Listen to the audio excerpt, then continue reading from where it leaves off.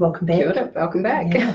So look, we said that we would be talking this time about, what happens when we take our child, whether it's our baby or our slightly older child, for an immunisation, and what to expect, how to prepare beforehand. Yeah. We'll start with that. Okay. Well, actually, one of the things you've got here, which is actually really useful, is this little booklet called Childhood Immunisation. Now, it runs through a bit around each of the diseases. It talks about the vaccines, and it just gives a lot of background information. And that is actually really worth a look before you turn up for your appointment. Online. It's available online from Health Ed, and your general practice can send them out as well. Okay.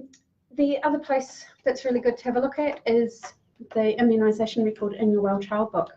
So that'll let you know sort of what babies do. Yeah. And so just being prepared for what's going to occur. So taking your Well Child book, really, really important, so we can write the vaccines in there that have been given.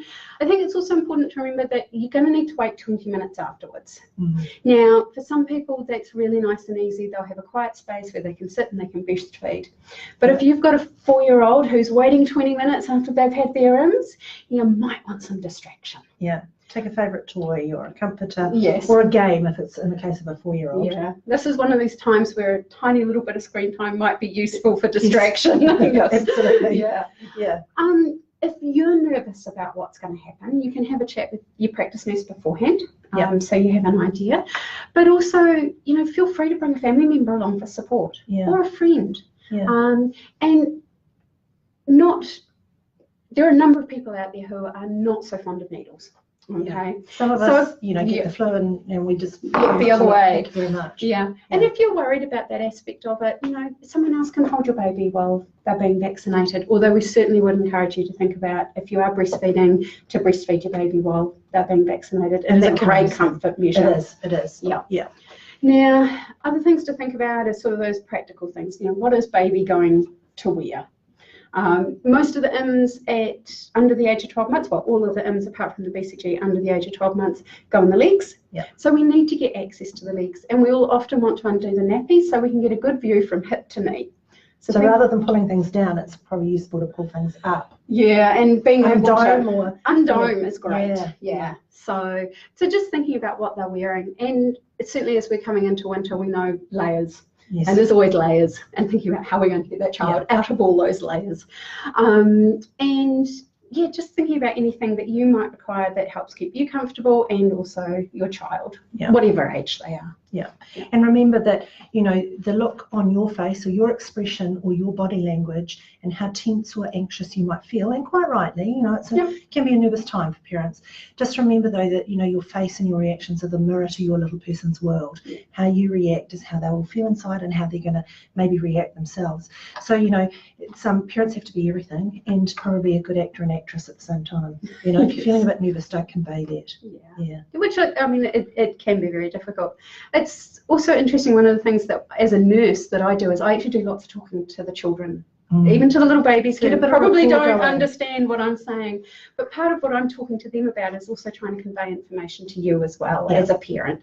If I'm trying to explain this is going to feel uncomfortable, it's just letting you know that, I'm going to be doing something. And there's lots of talking that goes on, and hopefully you have a nice, comfortable relationship with your general practice team and you feel comfortable with the nurse who's vaccinating your child. And generally won't rush you, I'm going to say it's got to happen right now. They'll say, take a moment, Mum, it's okay, we can, or Dad. Yeah. Feel free to, take your questions along and do ask them. Yeah, best to have them answered, eh? Yeah, absolutely. But can't underestimate how important it is to sort of feel that you're prepared. So just to have a think about what, all those things we've talked about, what I need to do, how I need to maybe dress the baby so we're not touching that thigh once the immunisation's gone in, and we're maybe putting any pressure on the thigh by redressing the child uncomfortably.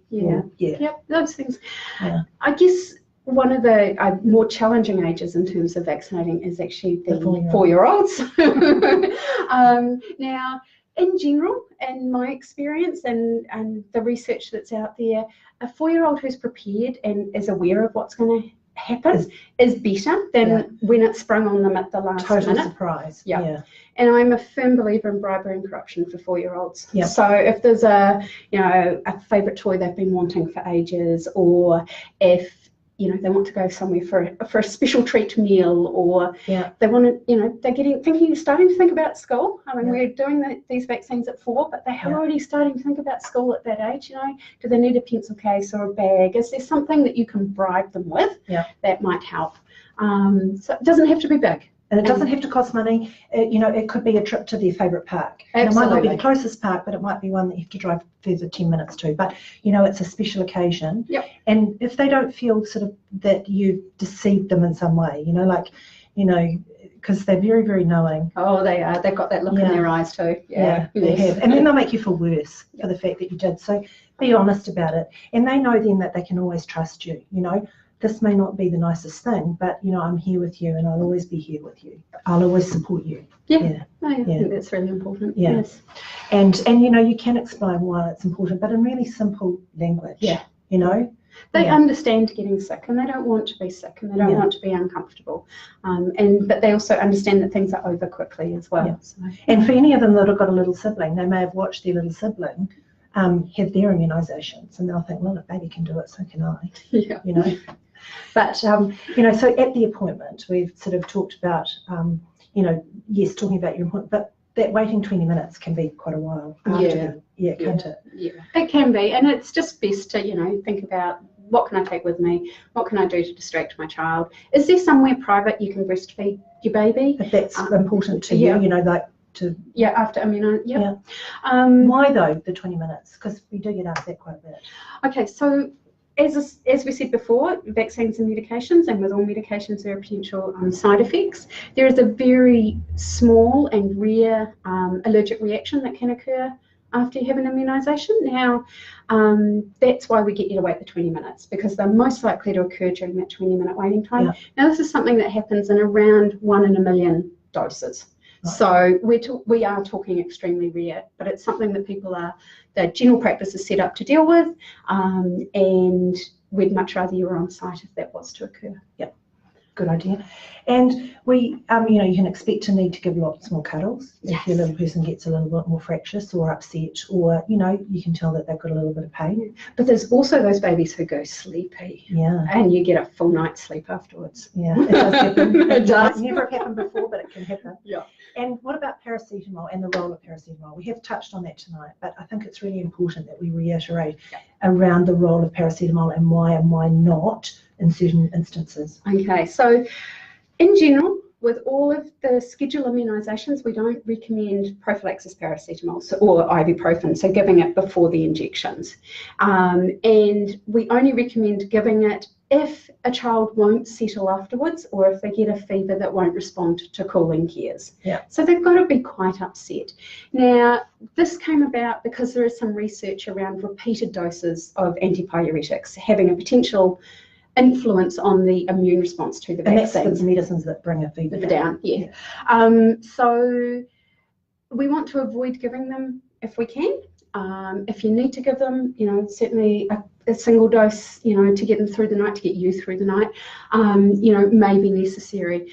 What I would just say, and something we haven't talked about much this evening, is around vaccines that you can privately purchase. And there is one vaccine, which is the meningococcal B vaccine, where we do actually recommend paracetamol for children under the age of 2, both before and 2 doses 6 hourly after they've had the vaccine. But that's only for that particular vaccine. And when might I think about needing that for my child? Oh, very complicated question, Anne-Marie. So there are a number of potential vaccines out there that parents can purchase, including things like a second dose of chickenpox vaccine, because it's on the schedule at 15 months, but as funded as 1 dose, but some people opt to buy the second dose.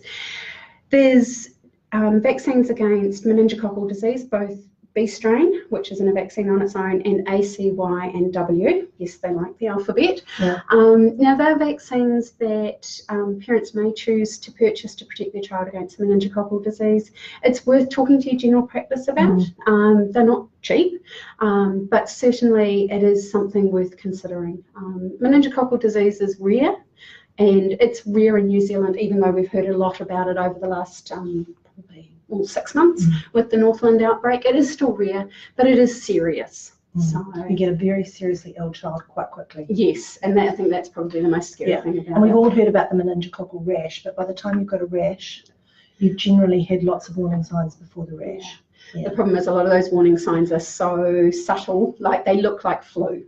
A miserable baby with runny eyes, maybe with fever, who's maybe lethargic or maybe photosensitive, so they're just not so good with the light, and they're saying, I'd rather have my eyes closed.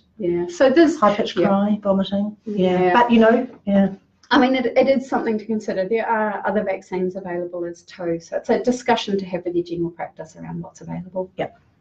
And so, if you've got any questions ever that you're worried your child's had their immunisation, like yesterday, today, a fortnight ago, we haven't touched on rotavirus really, and we get a lot of questions maybe in the fortnight after a rotavirus immunisation, and most commonly they're around the sort of windy tummy pains that babies might present with, and a bit more crying, drawing their knees up, looking uncomfortable. And I guess the other thing we hear about too is the babies who get a bit of diarrhea afterwards as well, and those are fairly common things after rotavirus vaccine. It is rotavirus is a virus that affects the gastrointestinal tract, and so the vaccine does have some of the similar side effects, but nowhere to the same extent as the disease itself.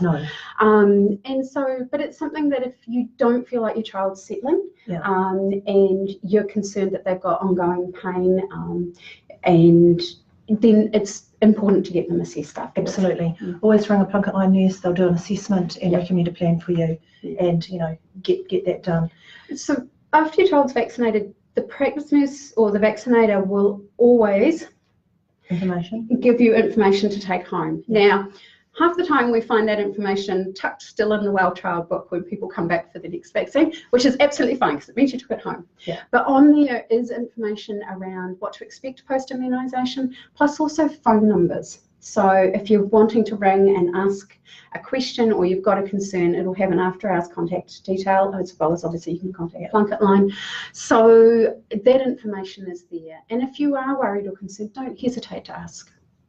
That's what and look, when the chat's over now, we're going to post some links and resources for you, so that keep your questions coming in. Tomorrow we'll answer more questions, should you have any. And we hope we've answered sort of the majority of the questions the concerns that you have as parents. It's an important topic, and thank you, Bernadette. We're really pleased that you joined us. Well, thank you very much for having me again, and thank you to everyone out there who's helping protect the community. So ka kite anō. Thanks everyone. Ka kite.